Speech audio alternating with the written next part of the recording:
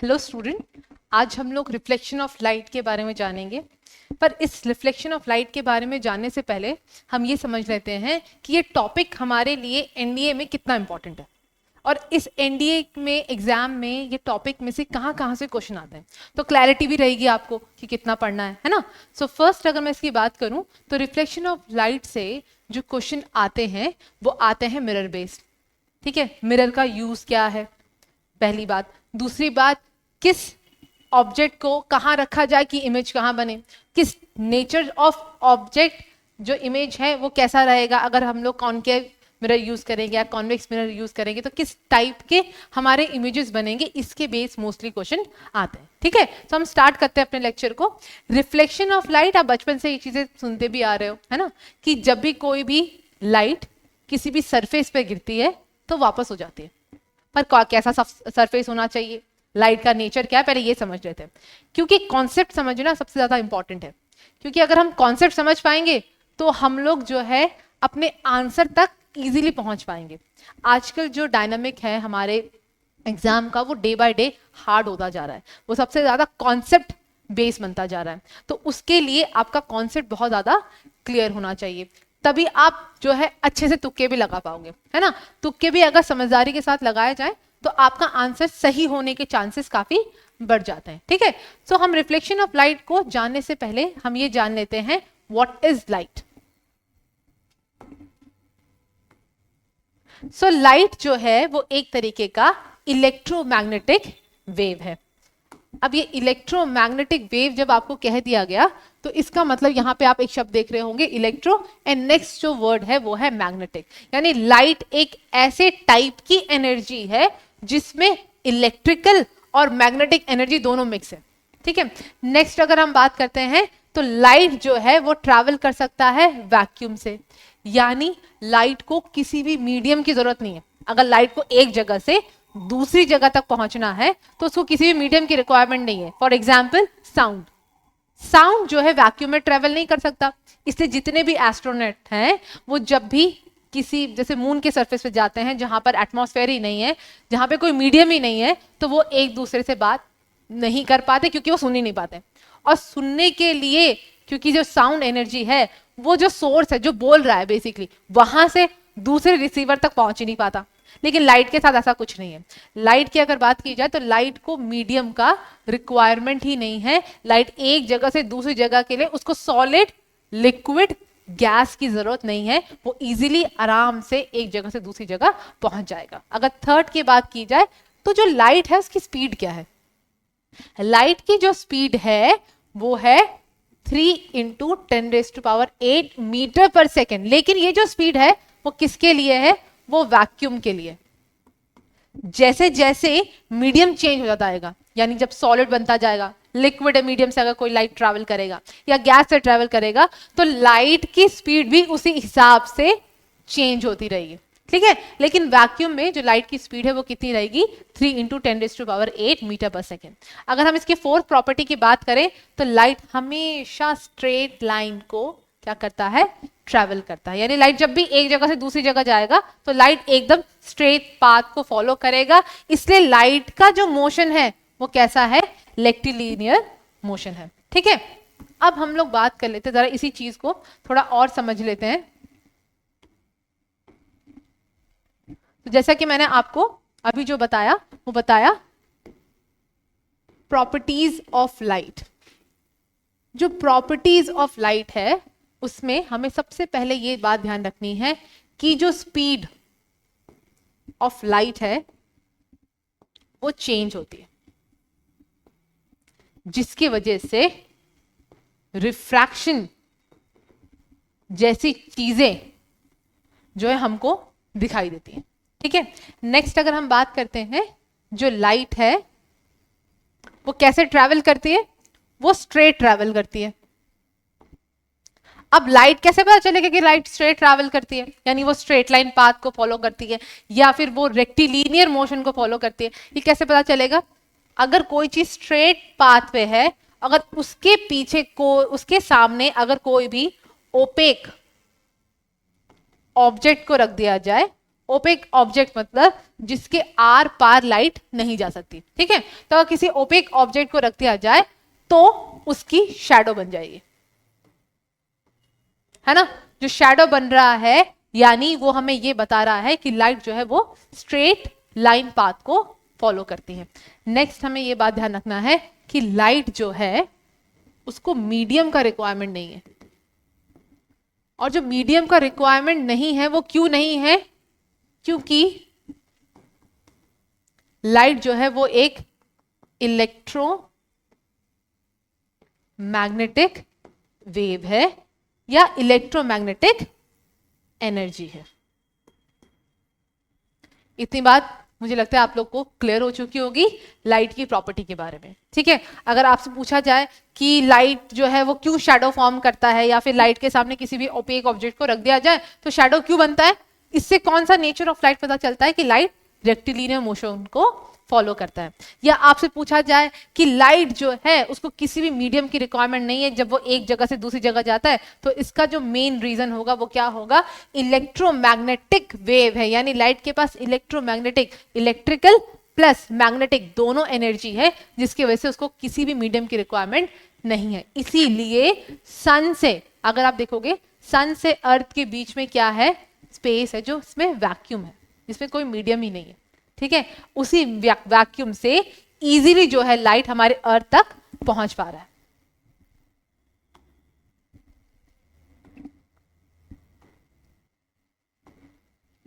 Next हम आते हैं अपने फिनोमिनन ऑफ लाइट पे, जिसे रिफ्लेक्शन की बात हम कर रहे हैं। रिफ्लेक्शन क्या है, जब किसी भी सरफेस से कोई भी लाइट टकराएगी तो वो वापस आ जाएगी। Bouncing off back of light when it incident on a surface is known as reflection. ये तो हो गया आपका डेफिनेशन। अगर आप देखो कि बाउंसिंग बैक ऑफ लाइट किन किन मटेरियल पे होगा, तो हमें समझना पड़ेगा किस टाइप का मटेरियल हमें चाहिए। तो मटेरियल लाइट के बेसिस पे 3 टाइप के होते हैं। First opaque, second transparent, third is translucent. अगर इस ओपेक ऑब्जेक्ट की बात की जाए तो यानी इसके आर पार जो है लाइट नहीं जा सकती।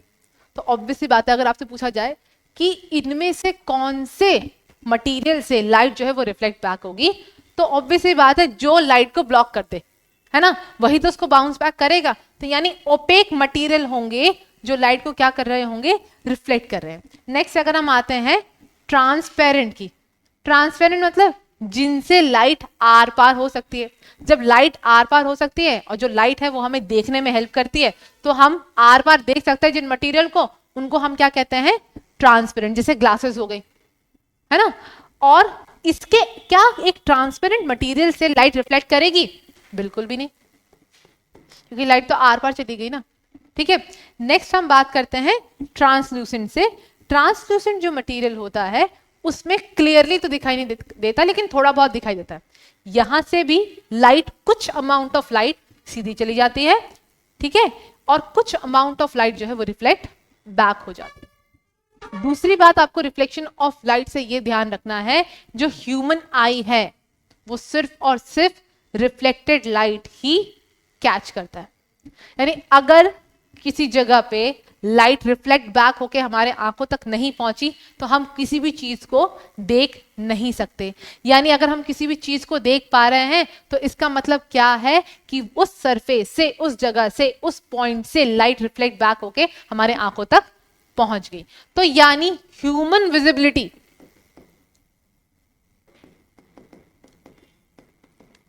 ह्यूमन विजिबिलिटी के लिए रिस्पॉन्सिबल कौन है,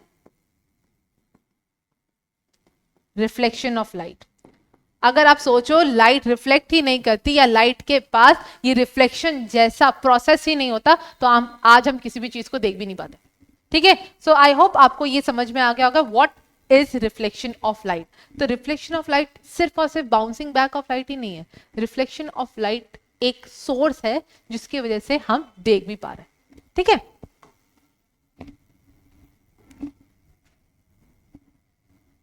नेक्स्ट कुछ टर्म है जो हमें ध्यान रखने हैं about the reflection of light, क्योंकि कभी कभी क्या होता है कि छोटे मोटे टर्म की वजह से भी हमारे बहुत सारे जो है आंसर्स गलत होने के चांसेस होते हैं।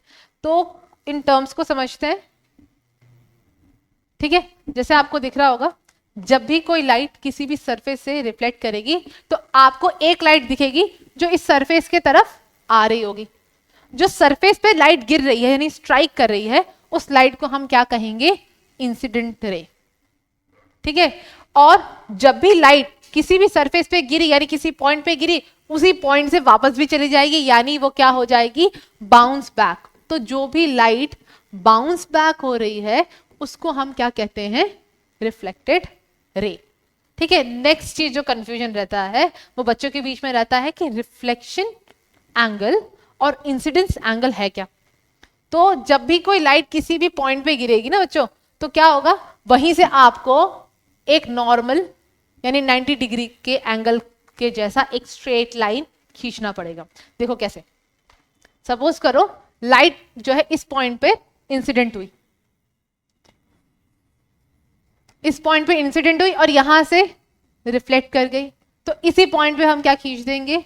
एक सीधी सी 90 डिग्री जो प्लेन है, जिस प्लेन पर जिस एरिया पे वो गिरी है, जिस पॉइंट पे वो गिरी है, उसी से एक सीधी लाइन बना देंगे, उसको कहा जाएगा नॉर्मल, ठीक है। जो इंसिडेंट रे है यानी ये जो रे है, जो इंसिडेंट है, जो नॉर्मल के साथ एंगल बना रही है, उसको कहा जाता है एंगल ऑफ इंसिडेंस। और जो भी लाइट रिफ्लेक्ट बैक हो गई यानी रिफ्लेक्टेड लाइट जो है, जो भी एंगल बनाएगी नॉर्मल के साथ, उसे कहा जाता है एंगल ऑफ रिफ्लेक्शन। अब आप लोग ये सोच रहे हो कि मैम ऐसा हमको क्यों बता रही है, क्या इंपॉर्टेंस है इसका? अभी हम जब लॉ ऑफ रिफ्लेक्शन पढ़ेंगे तो उसके बेस जो क्वेश्चन आता है एंगल बेस, उसको डिस्कस करेंगे, तब आपको इसका इंपॉर्टेंस समझ में आएगा, ठीक है।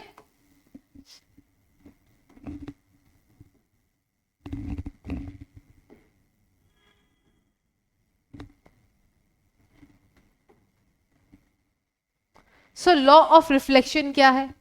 लॉ ऑफ रिफ्लेक्शन मतलब जब भी कोई लाइट किसी भी सरफेस पे गिरेगी वो कुछ रूल्स को फॉलो करेगी। वही चीजें आपको रिफ्लेक्शन ऑफ लाइट के लॉ पे जो है वो बताया जा रहा है। तो जो फर्स्ट लॉ है, आप लोग में से बहुत बच्चे जानते भी होंगे इसके बारे में, कि वो क्या कह रहा है कि जो इंसिडेंट रे है, जो रिफ्लेक्टेड रे है और जो नॉर्मल रे है, वो सारी की सारी एक प्लेन पे लाई करती है। तो हम बचपन से इस चीजों को समझ ही रहे हैं। अब यहां पे मेन बात आती है, प्लेन है क्या? ये प्लेन और कुछ नहीं, एक सरफेस है। प्लेन किसे कहा जाता है? सरफेस को कहा जाता है। लाइट जब भी गिरेगी तो किसी न किसी सरफेस पे गिरेगी, ठीक है। तो उस सरफेस को क्या कह दिया गया? प्लेन कह दिया गया। तो वो क्या कह रहा है? देखो ये लाइट गिरी, ठीक है, उसके बाद यही लाइट क्या हो गई? रिफ्लेक्ट बैक हो गई। तो कहां गिर रही है? किसी प्लेन पे गिर रही है। सेकेंड बात बोली जाती है, जो सेकेंड लॉ है वो ये कहता है कि लॉ जो है हमारा इंसिडेंस का एंगल हमेशा equal to the law reflection के एंगल से हमेशा बराबर रहेगा, ठीक है। चलो इसको देखते हैं कैसे। फिर आपको जो मैं कह रही थी ना कि किस तरीके से जो है एंगल ऑफ इंसिडेंस और एंगल ऑफ रिफ्लेक्शन का कॉन्सेप्ट इंपॉर्टेंट बनता है, तो फिर आपको वो भी चीजें समझ में आएंगी। तो देखो यहां पर रिफ्लेक्टेड लाइट गिरी, सॉरी यहां पर इंसिडेंट लाइट गिरी, ठीक है। जो इंसिडेंट लाइट गिरी, जो इंसिडेंट लाइट गिरी उसने क्या बनाया? एंगल ऑफ इंसिडेंस बनाया, ठीक है। जो रिफ्लेक्टेड रे गिरी उसने क्या बनाया? एंगल ऑफ रिफ्लेक्शन बनाया। पर आप देखो ये रहा आपका वो सरफेस जहां पे ये लाइट गिर रही है। आप देख रहे हैं ये प्लेन बन गया पूरा, यानी ये पूरा सरफेस बन गया। इस सरफेस में आपको जो हमारा रिफ्लेक्शन का फर्स्ट लॉ है, दैट इज कि इंसिडेंट रे हो चाहे रिफ्लेक्टेड रे हो चाहे नॉर्मल रे हो, ये सारी की सारी आपको एक ही सरफेस पे दिखाई देगी। आप देख सकते हो कि यहीं पर इंसिडेंट रे है, यहीं पर रिफ्लेक्टेड रे है, और जो बीच में 90 डिग्री जो गिर रहा है वो आपका नॉर्मल रे है, ठीक है। नेक्स्ट आता है सेकेंड लॉ, वो कहता है कि जब भी कोई लाइट किसी सरफेस पे गिरी तो वो कोई ना कोई एंगल बनाएगी भाई नॉर्मल के साथ, और जो एंगल होगा इंसिडेंस का, वैसा ही एंगल आपका किसका होगा, रिफ्लेक्शन का। सपोज करो इंसिडेंट लाइट गिरी और इसे 60 डिग्री एंगल बनाया, किसके साथ, नॉर्मल के साथ, ठीक है, तो यानी एंगल ऑफ इंसिडेंस हो गया वो। और जो एंगल ऑफ इंसिडेंस जितना है उतना ही क्या होगा, एंगल ऑफ रिफ्लेक्शन, ठीक है। चलो अब इसी क्वेश्चन को थोड़ा घुमा देते हैं। अब मैं आपको सेम डायग्राम है और मैं आपसे कह रही हूं देखो, एक लाइट इंसिडेंट हुई, ठीक है, किसी सरफेस पे, और उसने जो प्लेन के साथ एंगल बनाया वो एंगल कितना बनाया, 70 डिग्री बना दिया, ठीक है। अब आप बताओ कि एंगल ऑफ रिफ्लेक्शन क्या होगा। सबसे पहले आप बोलोगे भाई angle of incidence is equals to angle of reflection, यानी सेकंड लॉ, लेकिन नहीं, आप इसको ध्यान से अगर आपने सुना होगा मेरी बात तो आपको समझ में आया, मैंने कहा कि the incident ray is making angle of 70 degree with the plane. With the plane का मतलब क्या है, सरफेस के साथ बनाया, तो यानी ये वाला जो एंगल है वो 70 है, आपका एंगल ऑफ इंसिडेंस थोड़ी 70 है। एंगल ऑफ इंसिडेंस कितना होगा, अब आपको ये निकालना पड़ेगा, ठीक है। तो जैसे कि मैंने आपको बताया ये नॉर्मल है, और जहां भी ये शब्द नॉर्मल आ जाता है वहां पे आ जाता है 90 डिग्री। आपको पता है कि जो भी एंगल ऑफ इंसिडेंट है और जो भी एंगल बना रहा है इंसिडेंट रे किसके साथ, प्लेन के साथ, उनका सम कितना होना चाहिए, उनका सम होना चाहिए 90 डिग्री। अगर प्लेन के साथ 70 बना दिया तो कितने चाहिए 90 बनने के लिए, 20 तो चाहिए। तो यानी अब जो एंगल ऑफ रिफ्लेक्शन होगा वो कितना होगा, 20 डिग्री होगा। इसीलिए बहुत ज्यादा इंपॉर्टेंट है कि हम ये समझें कि एंगल ऑफ रिफ्लेक्शन कहते किसे, ठीक है। चलो अब आगे बढ़ते हैं। आई होप आपको ये समझ में आ गया होगा कि न्यूटन के सेकंड लॉ के बेस में किस तरीके के क्वेश्चन आपके एनडीए एग्जाम में आ सकते हैं, ठीक है। तो आपको ये जो पॉइंट है, ये जो कोड है प्लेन, उसको याद रखना है कि इंसिडेंट जो रे है वो किसके साथ एंगल बना रही है, वो प्लेन के साथ एंगल बना रही है या फिर वो नॉर्मल के साथ बना रही है। अगर नॉर्मल के साथ बना रही है और की तो आंख बंद करके एंगल ऑफ रिफ्लेक्शन उतना ही रख देना जितना आपका एंगल ऑफ इंसिडेंस बताया जाएगा। लेकिन अगर क्वेश्चन में ये लिख दिया है कि भाई जो एंगल जो है इंसिडेंट रे बना रही है वो किसके साथ बना रही है, प्लेन के साथ बना रही है, तो आपको इस बात का ध्यान भी रखना है कि अब जो है मेरा एंगल ऑफ इंसिडेंस क्या होगा, 90 माइनस जितना भी उसने एंगल बनाया प्लेन के साथ, ठीक है। आई होप आपको ये कॉन्सेप्ट क्लियर होगा। अब हमको जो सेकंड हमारे एग्जाम के लिए सबसे ज्यादा इंपॉर्टेंट बन जाता है वो बन जाता है नो रिफ्लेक्शन सिचुएशन, यानी कब कब किसी भी जगह पर रिफ्लेक्शन नहीं होगा। तो जो नो रिफ्लेक्शन हमारे पास सिचुएशन आता है, जैसा कि आप डायग्राम में देख भी रहे होगे कि अगर जो है एंगल जो इंसिडेंट रे का है वो सरफेस से, यू कैन सी जो सरफेस है उससे एंगल ऑफ इंसिडेंट ने, इंसिडेंट रे ने किसके साथ, इस सरफेस के साथ कितना एंगल बनाया, 90 डिग्री, राइट एंगल बना दिया, है ना। तो क्या एंगल ऑफ इंसिडेंस कुछ मिलेगा, बिल्कुल नहीं मिलेगा। जब एंगल ऑफ इंसिडेंस ही 0 हो गया तो एंगल ऑफ रिफ्लेक्शन भी कितना हो जाएगा, 0। तो आपको रिफ्लेक्शन जैसा लगेगा ही नहीं, ठीक है। यानी जब भी कोई लाइट सीधी गिर रही होगी यानी 90 डिग्री के एंगल पे गिर रही होगी किसी भी सरफेस पर, तो वो कैसा सिचुएशन है, नो रिफ्लेक्शन सिचुएशन। पर अब इसके बेस में हमें एग्जाम के लिए क्या ध्यान रखना है कि अगर कोई लाइट किसी भी सरफेस पे 90 डिग्री के एंगल पे गिरी तो एंगल ऑफ इंसिडेंस और एंगल ऑफ रिफ्लेक्शन कितना होगा। इस पॉइंट को नोट करना। When a light incident at 90 degree angle on a surface, then angle of incidence और एंगल ऑफ रिफ्लेक्शन दोनों ही 0 डिग्री होंगे। आपको दिख रहा है यहाँ पे कोई लाइट ने किसी भी सरफेस के साथ एंगल बनाया नहीं बनाया, लेकिन अगर यही लाइट तिरछी गिरती, यानी यही लाइट एक एंगल बना के गिरती किसी भी सरफेस पे, जिसको जो टर्म यूज किया जाता है वो यूज किया जाता है ऑब्लिक, ठीक है। ऑब्लिक का मतलब होता है एंगल बनाया। अगर कोई लाइट किसी भी सरफेस पर एंगुलर या फिर ऑब्लिकली गिर रही है तब जाके वो रिफ्लेक्शन करेगी, यानी अब जो है एंगल ऑफ इंसिडेंस भी मिलेगा, अब जाके एंगल ऑफ रिफ्लेक्शन भी मिलेगा। लेकिन अगर लाइट जो है 90 डिग्री एंगल पर किसी भी सरफेस पे गिरेगी तो angle of incidence and angle of reflection दोनों ही क्या हो जाएंगे, 0 हो जाएंगे।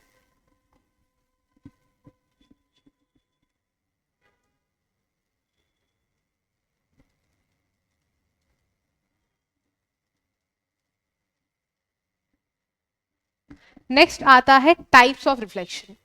अब जो टाइप ऑफ रिफ्लेक्शन है ना, उसको तुम लोग याद कैसे रखोगे, सरफेस बेस।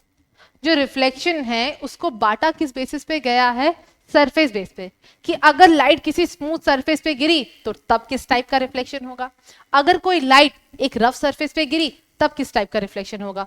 तो देखो, अगर कोई भी लाइट किसी भी, देख रहे हैं यहाँ पे ये टेढ़े मेढ़े सरफेस है, टेढ़ा मेढ़ा मतलब रफ सरफेस होगा, और एकदम अगर सरफेस स्मूथ है तो बिल्कुल प्लेन होगा, बिल्कुल स्मूथ होगा, बिल्कुल स्ट्रेट होगा। तो ये जो टेढ़े मेढ़े सरफेस आपको दिखाई दे रहे हैं, इसका मतलब है ये कैसा है, रफ सरफेस है।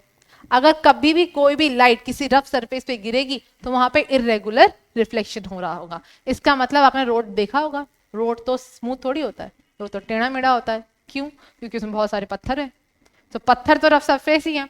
तो यानी रोडों में जिस टाइप का रिफ्लेक्शन हो रहा है वो कैसा हो रहा है, रफ रिफ्लेक्शन हो रहा है, यानी इसका मतलब इरेगुलर रिफ्लेक्शन हो रहा है।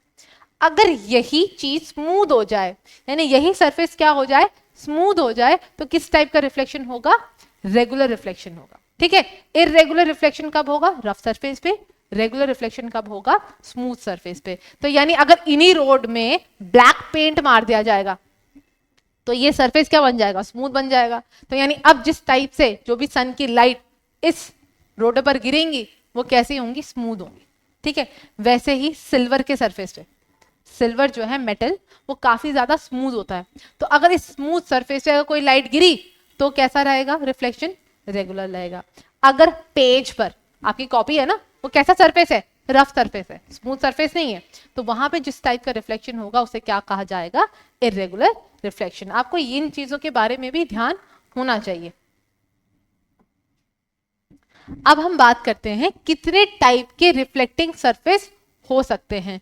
यानी अगर कोई लाइट किसी भी सरफेस पे गिरती है तो वो सरफेस कैसा हो सकता है, अभी हम इसके बारे में समझते हैं। ठीक है, तो सरफेस जो है वो 2 टाइप का हो सकता है।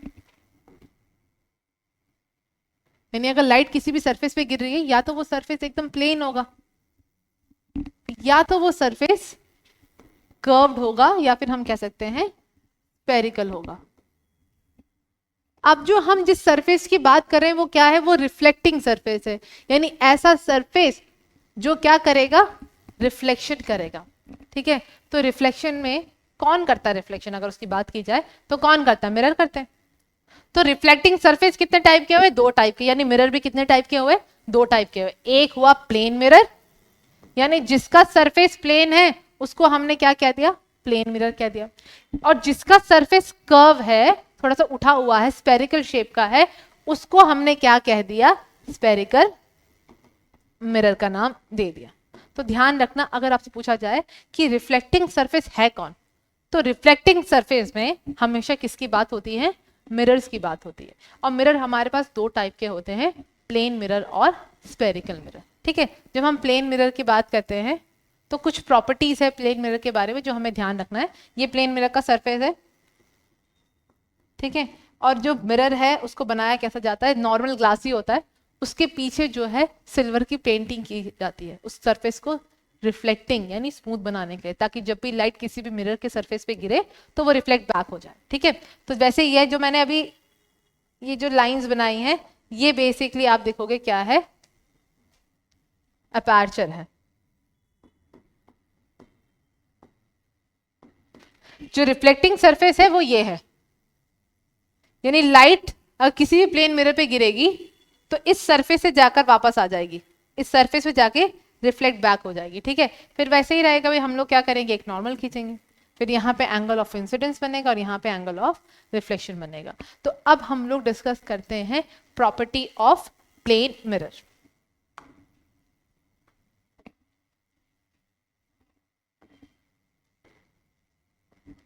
तो जब प्रॉपर्टी ऑफ प्लेन मिरर तक पहुंचने से पहले हमको ये पता होना चाहिए जो मिरर्स हैं वो बेसिकली रिफ्लेक्ट कर रही हैं और मिरर के सामने जो खड़ा है वो ऑब्जेक्ट है। और मिरर के सरफेस पे जो चीज भी हमको दिखाई दे रही है वो और कुछ नहीं, वो इमेज है। अभी हम डिस्कस करेंगे जो प्लेन मिरर है उसकी प्रॉपर्टी क्या है, और उसी प्रॉपर्टी के हिसाब से ही प्लेन मिरर अपने क्या बनाता है, इमेजेस बनाता है। तो सबसे पहले जो प्लेन मिरर है वो किस टाइप के इमेजेस बनाता है, पहले हम ये समझ लेते हैं।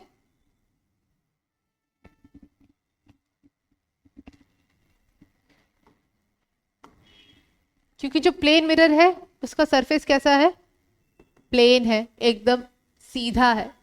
तो ये किस टाइप के इमेजेस बनाएगा, तो किस टाइप के इमेजेस बनाएगा, वर्चुअल और इरेक्ट, पहली बात। दूसरी बात, जो इमेज है ये तो इमेज के आपके नेचर हो गए, और जो इमेज है वो कैसा बनेगा, उसका डिस्टेंस कैसा होगा, इक्वल टू द ऑब्जेक्ट। जितने डिस्टेंस पर ऑब्जेक्ट खड़ा है उतने ही डिस्टेंस पर जो है इमेज भी बनेगी। ठीक है, एक और प्रॉपर्टी है इस प्लेन मिरर के पास, वो है लेटरल इन्वर्जन की, यानी मिरर जिस टाइप का इमेज बनाता है वो लेटरल इन्वर्जन भी होता है। तो ये सारी प्रॉपर्टी किसकी हो गई, प्लेन मिरर की हो गई। ठीक है, दूसरी चीज आपको याद रखना है, फोकस। इस प्लेन मिरर का फोकस कहां पर होता है, तो इस प्लेन मिरर का जो फोकस होता है वो इंफिनिटी पे होता है। ये सारी प्रॉपर्टी किसकी है, प्लेन मिरर की है, कि प्लेन मिरर किस किस टाइप के इमेजेस को बनाते हैं। नेक्स्ट अगर हम बात करते हैं स्फेरिकल मिरर की, तो जो स्फेरिकल मिरर है, जैसे कि आप देख रहे हो, इस स्फेरिकल मिरर का जो सरफेस है वो कैसा है, कर्व सरफेस है। ठीक है, तो आपको दो टाइप के कर्व सरफेस दिख रहे होंगे, एक जो अंदर की तरफ है, ठीक है, और एक जो है जो बाहर की तरफ है। इसका जो अपर्चर है वो ये रहा, और इसका अपर्चर जो है वो किस तरफ है, अंदर की तरफ है। आप देख पा रहे होंगे कि जो लाइट है वो इस तरीके से अंदर वाले पार्ट से क्या कर रही है, रिफ्लेक्ट कर रही है। आपने स्पून देखा होगा, है ना, अगर नहीं देखा है तो आज जो है स्पून देख लेना। ठीक है, और स्पून के एक तरफ आप देखोगे कि आपकी इमेज क्या बन रही होगी, उल्टी बन रही होगी, और एक तरफ आप देखोगे कि आपकी इमेज जो है वो सीधी बन रही होगी। ठीक है, तो जो उल्टी इमेज बनी है उसको कहा जाता है इन्वर्टेड इमेज, और जिस साइड पर सीधी इमेज बनी है उसको कहा जाता है इरेक्ट इमेज। ठीक है, तो हमारे पास इसी सरफेस के बीच में जो अंदर की तरफ, आपने स्पून का वो साइड देखना जाकर जहां पे अंदर की तरफ अगर आपकी इमेज बन रही है तो वो कौन सा मिरर होगा, वो मिरर होगा कॉनकेव मिरर। और अगर आप स्पून को पलट दोगे ना, तो पलटने के बाद आपको दिखेगा आपकी इमेज जो है वो बल्जिंग पार्ट, जो बाहर से निकल रहा उठ रहा होगा ना जो सरफेस, उसमें आपकी इमेज बन रही होगी। यानी वो सरफेस कौन सा है, आपका कॉन्वेक्स सरफेस है, यानी वो कैसा हो गया, कॉन्वेक्स मिरर की तरह हो गया।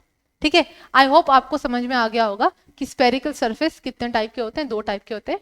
एक अंदर की तरफ होते हैं जिसको कहा जाता है कॉनकेव, और जो एक जो सरफेस होता है वो बाहर की तरफ होता है जिसे कहा जाता है कॉन्वेक्स। ठीक है, चलो हम जरा प्रॉपर्टी देख लेते हैं किस तरीके से ये जो कॉन्वेक्स मिरर है या कॉनकेव मिरर है वो क्या बनाते हैं, इमेजेस को बनाते हैं। जो स्फेरिकल मिरर हैं वो इमेजेस को इनलार्ज भी कर सकते हैं, यानी उनकी हाइट बढ़ा भी सकते हैं, और उनके हाइट को छोटा भी कर सकते हैं, डिमिनिश भी बना सकते हैं। जो स्फेरिकल मिरर हैं वो चाहे तो किसी भी इमेज के डिस्टेंस को पास भी रख सकते हैं, दूर भी रख सकते हैं। ऐसा कोई फिक्स नहीं होता कि भाई जितने डिस्टेंस पर ऑब्जेक्ट खड़ा है उतने ही डिस्टेंस पर इमेज बनी जाएगी। ठीक है, और जो साइज की बात हो रही, डिस्टेंस की बात हो रही, साथ ही साथ जो नेचर है यहाँ पे जो स्फेरिकल मिरर का,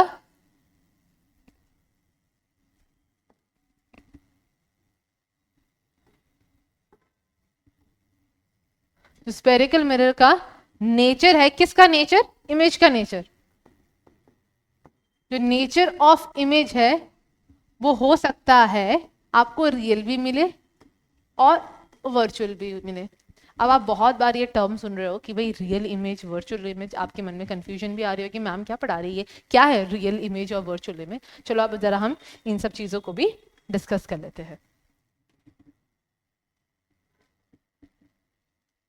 तो सबसे पहले कुछ टर्म्स जो हम लोग रिफ्लेक्शन में देखते हैं, बार बार आप सुन भी रहे होंगे, प्लेन मिरर इस टाइप का इमेज बनाता है, और जो है convex mirror, concave mirror, real और इन्वर्टेड इमेजेस बनाते हैं। इस तरह हम समझ लेते हैं what really an object and a image is. ठीक है, तो जो ऑब्जेक्ट है, कोई भी चीज जो क्या कर रही है, लाइट को या तो बाहर निकाल रही है या तो उस लाइट के पास खड़ी है, जिसके वजह से मिरर में उसका क्या बन पा रहा है, इमेज बन पा रहा है।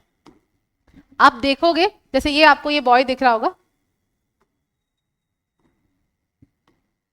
जो ये बॉय है वो बेसिकली मिरर के सामने खड़ा है और पीछे बल्ब होगा, है ना। अंधेरे रूम में तो इमेज बनने से रहा, बनेगा कब, जब लाइट ऑन होगी। सो लाइट को ऑन कर दिया गया और लाइट जो है इस पर पड़ी, इस बॉय पे पड़ी, और इस बॉय से लाइट इंसिडेंट हुई कहां पर, मिरर के सरफेस पे। मिरर के सरफेस ने इसको क्या किया, रिफ्लेक्ट किया और क्या बना दिया, इमेज बना दिया इस बॉय का। ठीक है, अगर आपको ये लगता है कि नहीं इमेज तो जहां कभी भी बन सकती है, जरूरी नहीं है लाइट की जरूरत है, तो आप एक बार अपने रूम में मिरर के सामने खड़े हो जाना और लाइट ऑफ कर देना, फिर मुझे बताना कि आपकी इमेज बनती है कि नहीं बनती है।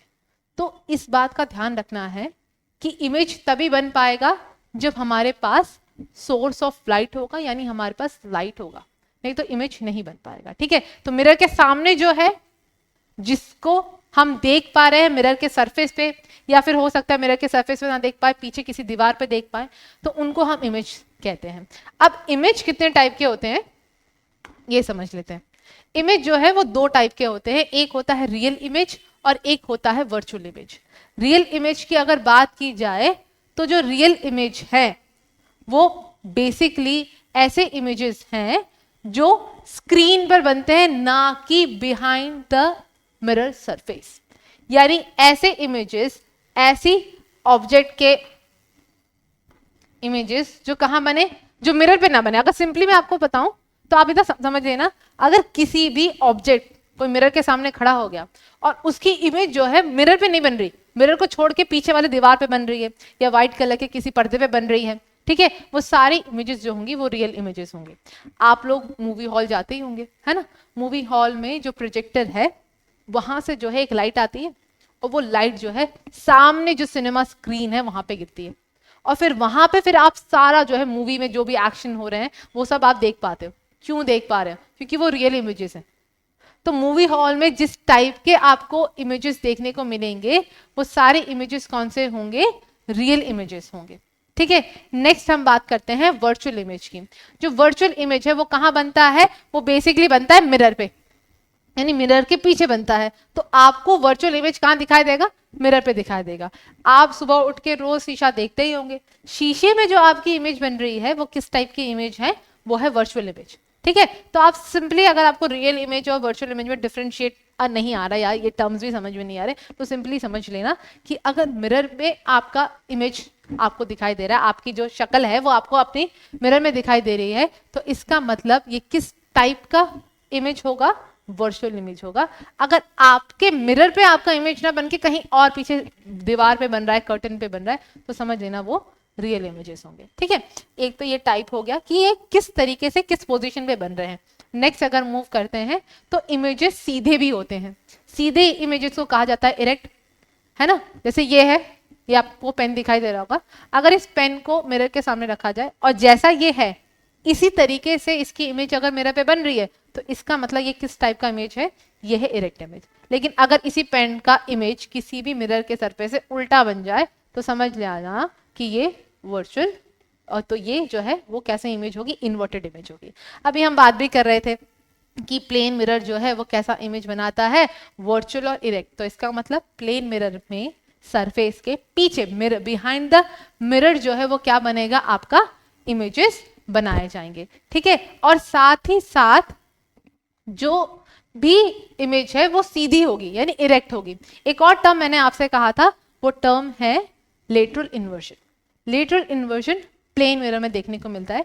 अगर आपकी लेफ्ट हैंड साइड मिरर में राइट हैंड साइड दिखे और आपका राइट हैंड साइड मिरर में लेफ्ट हैंड साइड दिखे, तो समझ जाना कि ये किस टाइप की इमेज है, लेटरल इन्वर्टेड इमेज है, यानी इसी फिनोमिनॉन को हम क्या कहते हैं, लेटरल इन्वर्जन। देखो आप देख रहे हो इरेक्ट इमेज, देखो ये खड़ा है ना यहाँ पर, जैसा ये जिस पोजीशन पे है वैसे ही वैसा आप देख पा रहे हो कि इसके मिरर में भी इमेज बन रही है।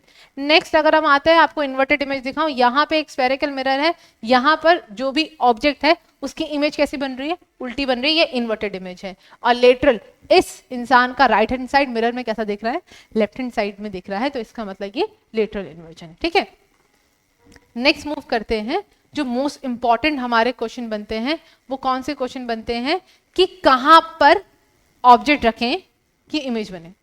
आज मैं आप लोग को ये नहीं बताऊंगी कि भाई किस पोजीशन पे या रे ऑफ लाइट कहां पे बना है, ये क्वेश्चन हमारे एनडीए के लिए है भी नहीं, पर मैं आपको कुछ रूल्स बताऊंगी जिसके हिसाब से अगर एनडीए में क्वेश्चन जो है डायग्राम बेस आता है तो आप कैसे झटपट पहचान जाओगे कि भाई ये तो डायग्राम हो ही नहीं सकता। ठीक है, तो हम कुछ रूल्स समझ लेते हैं कि जब भी कोई इमेज बनता है तो वो किन किन रूल्स को फॉलो करता है। तो यानी जब भी कोई इमेज बनेगा, चाहे वो कॉनकेव मिरर में बन रहा हो चाहे वो कॉन्वेक्स मिरर में बन रहा हो, वो इन्हीं 4 रूल को ही फॉलो कर रहा है। ठीक है, और कुछ भी इसमें डिफरेंस नहीं है, ये क्या कर रहा है, इन्हीं 4 रूलों को फॉलो करेगा। सबसे पहला रूल क्या कहता है कि अगर कोई भी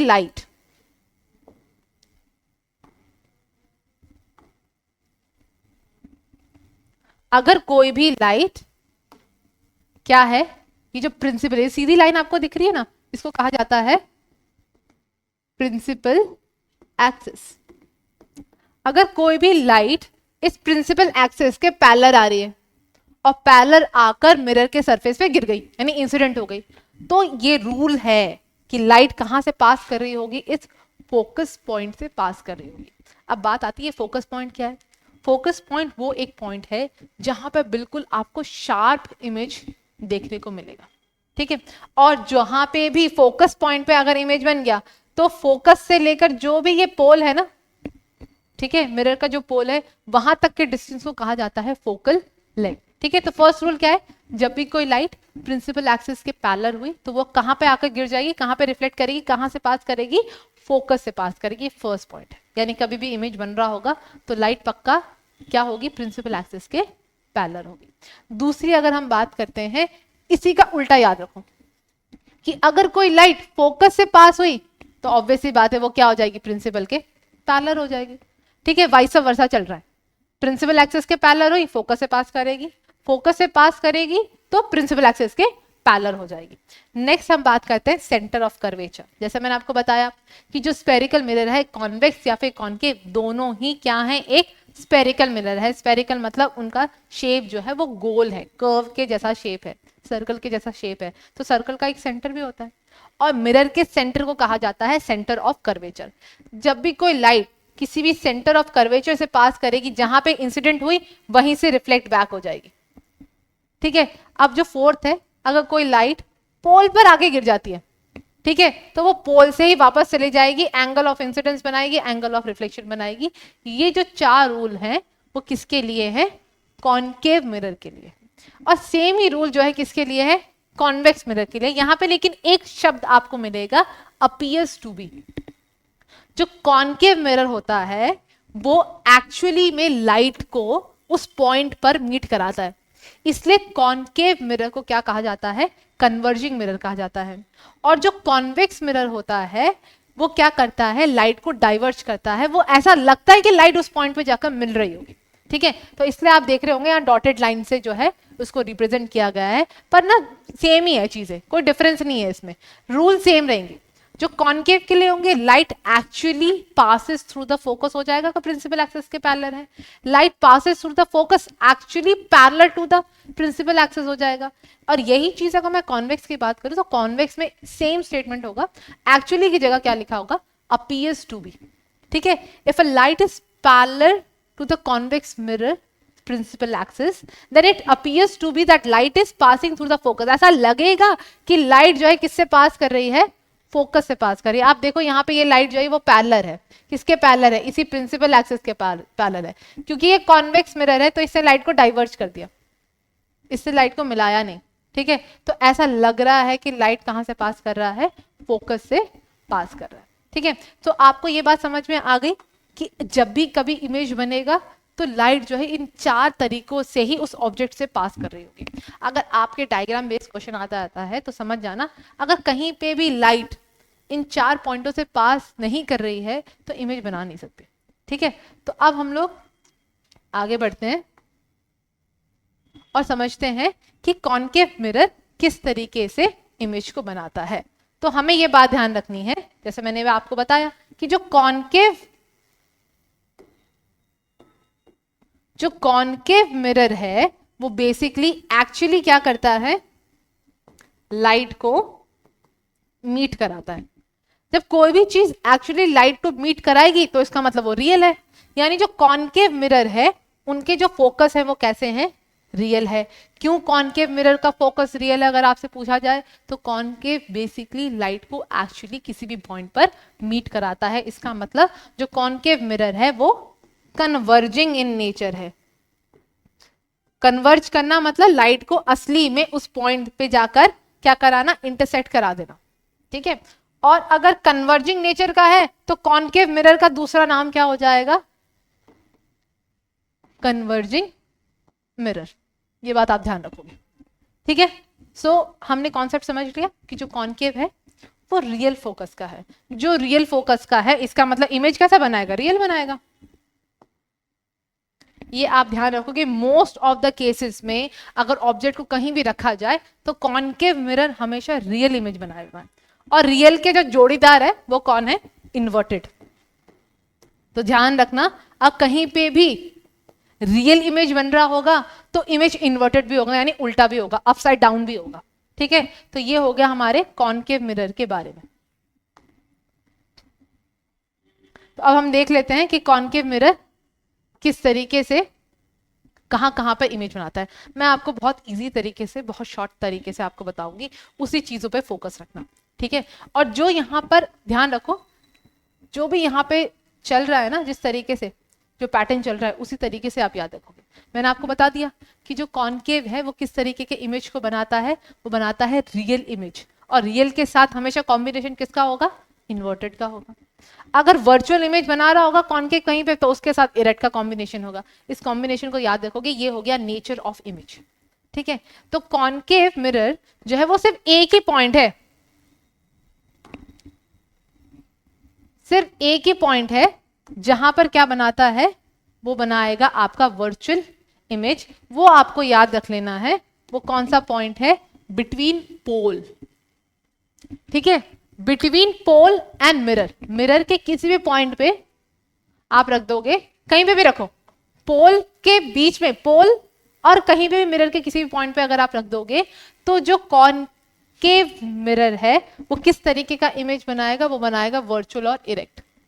इतनी बात सबको समझ में आ गई। ये वर्चुअल और इरेक्ट इमेज जो है कहां बनेगा, बिहाइंड द मिरर, और कहीं भी बन सकता है, उसकी आपको टेंशन लेने की जरूरत नहीं है।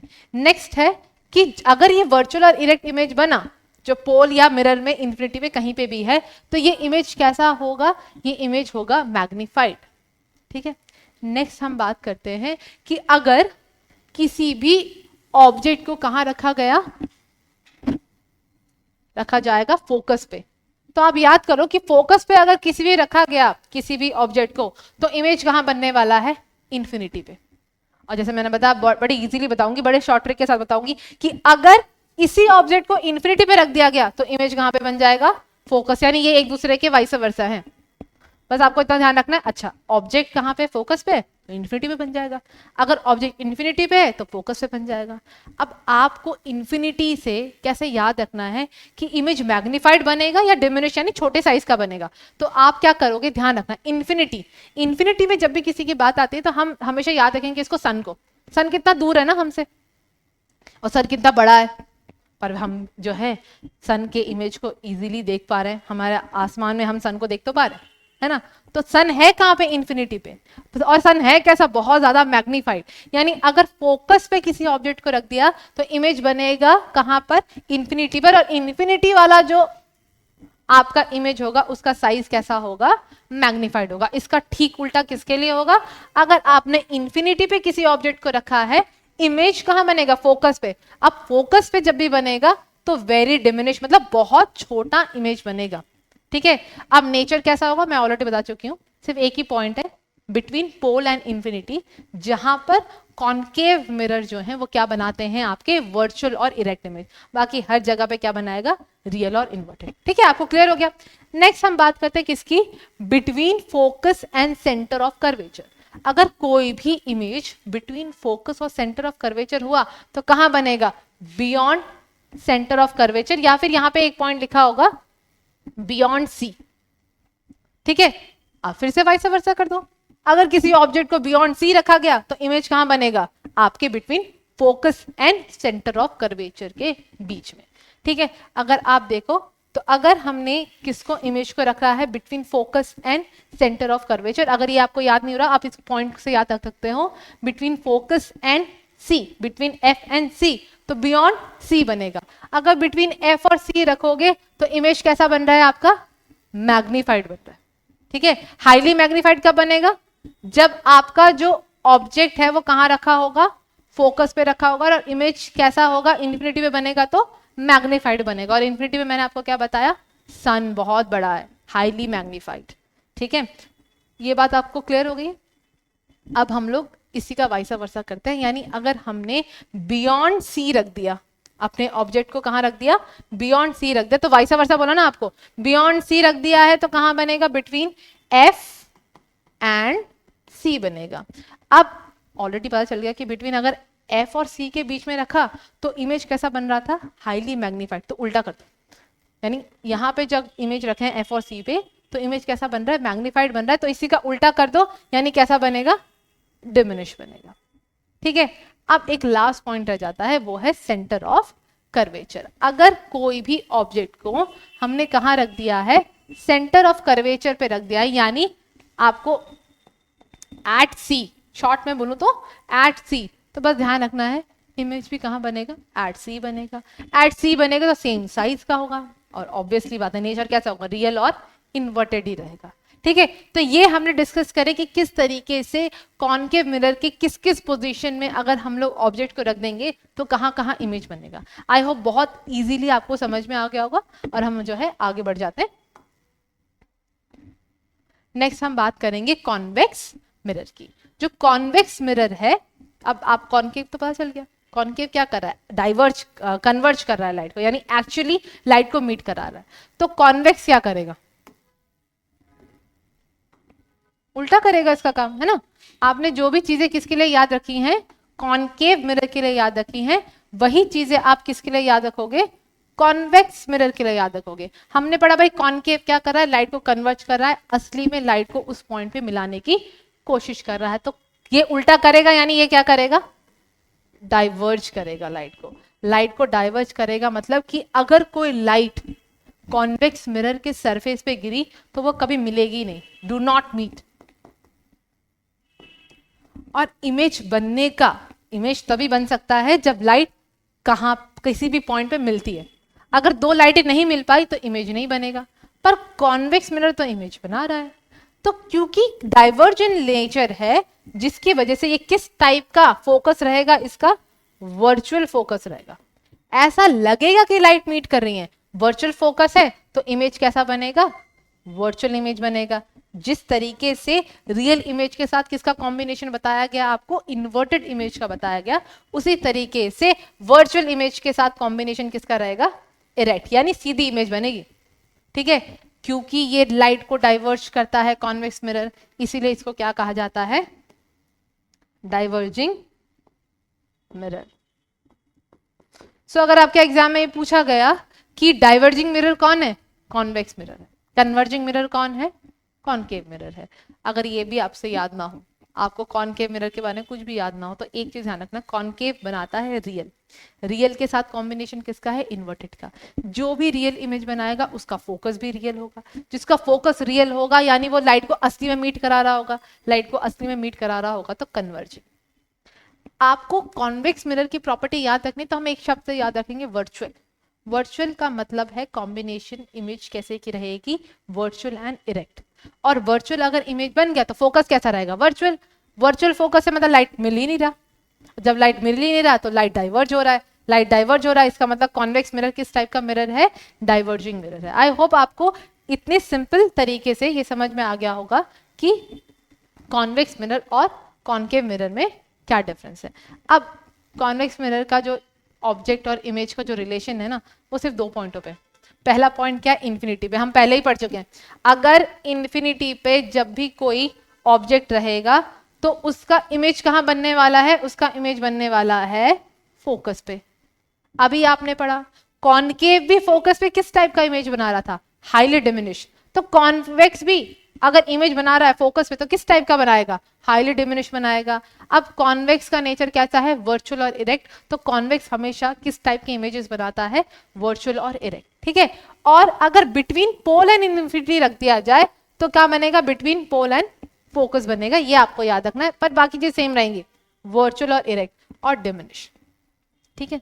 तो हम ये चीज समझ चुके हैं कि कॉन्वेक्स में कहाँ कहाँ पोजीशन पे अगर हम लोग ऑब्जेक्ट को रखेंगे तो हमारे किस किस पोजीशन पे इमेज बनेगा, उनका नेचर क्या।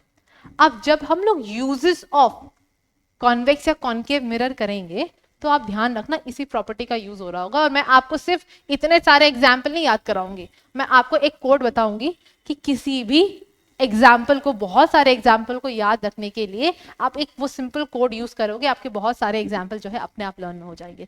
एनडीए एग्जाम में आपसे जरूर पूछा जाएगा भाई डेंटिस्ट के मिरर में किस टाइप, डेंटिस्ट जिस टाइप का मिरर यूज करता है उसमें कौन सा मिरर यूज होता है, ठीक है।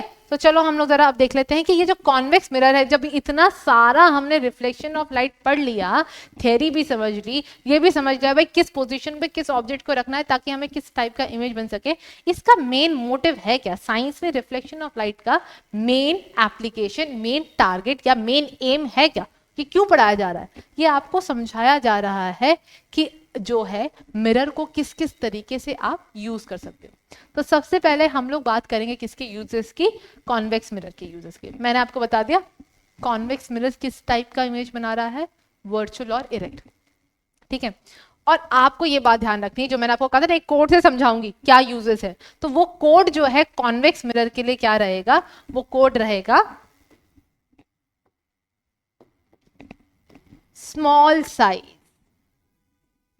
क्या रहेगा, स्मॉल साइज। आपको बस ये ध्यान रखना है, कहीं पे भी आपने अगर मिरर देख लिया और मिरर के सामने जाकर आपने किसी ऑब्जेक्ट को रख लिया और वो ऑब्जेक्ट का साइज छोटा हो गया, तो इसका मतलब समझ जाना वहां पे किस टाइप का मिरर रखा गया है, वहां पे कॉन्वेक्स मिरर रखा गया है, ठीक है। तो कॉन्वेक्स मिरर का जो यूज है वो क्या है, अब मैंने आपको कहा ना कि स्मॉल साइज के लिए कहा जा रहा है, तो आपकी गाड़ियों में जो मिरर रखा है जिसको हम रेयर व्यू मिरर कहते हैं, उसमें किस टाइप का मिरर है, कॉन्वेक्स है। तब ये देखो पीछे इतनी सारे ट्रैफिक होती है, लेकिन जितना भी आपका मिरर का जो साइज है उसमें आपके बहुत सारे जो है आप उसमें व्हीकल्स को देख पाते हो, आप कार को देख पाते हो, अगर आपके पीछे कोई स्कूटी खड़ी आप इजीली उसको भी देख पाते हो।